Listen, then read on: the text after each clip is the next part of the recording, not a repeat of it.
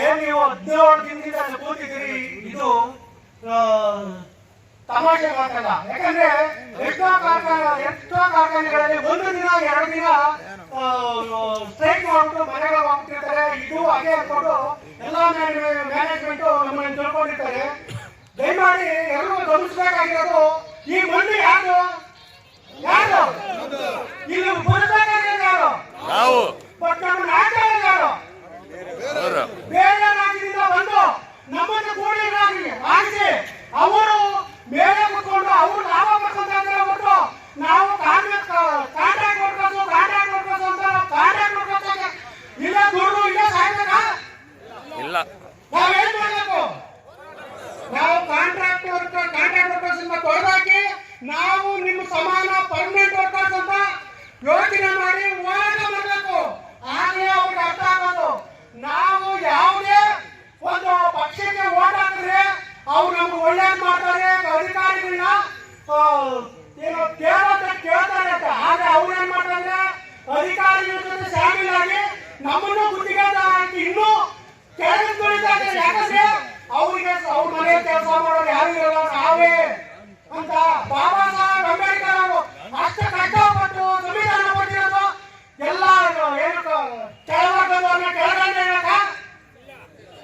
ಮತ್ತೆ ನಾವೇನ್ ಮಾಡಬೇಕು?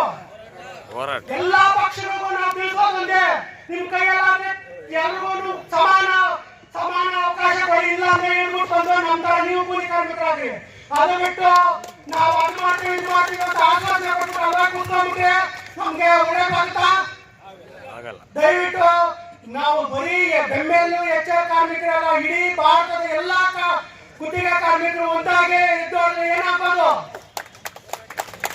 ಅದೇ ನಾವು ಮುಂದಿನ ದಿನಗಳಲ್ಲಿ ನೀವು ವೀಕ್ಷಣೆ ಮಾಡಬಾರ್ದು. ದಯಮಾಡಿ ಎಲ್ಲಾ ಸರ್ಕಾರಗಳಿಗೂ ಹೇಳ್ತಾ ಇದೀವಿ, ನಾವು ಯಾವುದೇ ಪಕ್ಷಕ್ಕೂ ಎಲ್ಲಾ ಸರ್ಕಾರಗಳಿಗೂ ಹೇಳ್ತಾ ಇರೋದು, ನೀವು ಆಡಳಿತ ಪಕ್ಷದ ಮೇಲೆ ನೀವು ಹೇಳಿ, ನಿಮ್ಮ ಪಕ್ಷದ ಮೇಲೆ ಅವ್ರು ಹೇಳಿ ಡ್ರಾಮಾ ಮಾಡೋದು ಬೇಡ. ದಯಮಾಡಿ ಎಲ್ಲಾ ಗುತ್ತಿಗೆ ಕಾರ್ಮಿಕರನ್ನು ಗುತ್ತಿಗೆದಾರನ್ನ ನೀವು ಬದಿಗಟ್ಟಿ ಗುತ್ತಿಗೆದಾರ ಕೆಲಸ ಮಾಡ್ತಾರ? ಯಾರು ಮಾಡಲ್ಲ. ಅವ್ರು ಬರೋದು ಬರೀ ಲಾಭಾಂಶಕ್ಕೆ ಮಾತ್ರ. ಹಂಗಾಗಿ ಕಷ್ಟಪಟ್ಟು ಕೆಲಸ ಮಾಡೋ ಯಾರು? ನಮಗೆ ಒಳ್ಳೇದಾಗ ಮಾಡ್ಬೇಕಾಗಿದ್ದ ಯಾರು?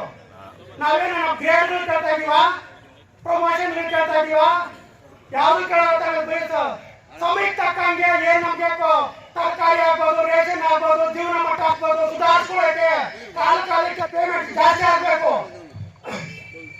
ಅದನ್ನು ಮಾಡ್ರಿ ಅಂದ್ರೆ ನೀವು ಅದನ್ನ ಮಾಡಿದೀರಾ, ಇನ್ನೂ ಕೆಳಮಟ್ಟಕ್ಕೆ ತರ್ತೀನಿ ಅಂದ್ರೆ ನಾವೇನ್ ಮಾಡ್ಬೇಕು? ಏನ್ ಮಾಡ್ಬೇಕು?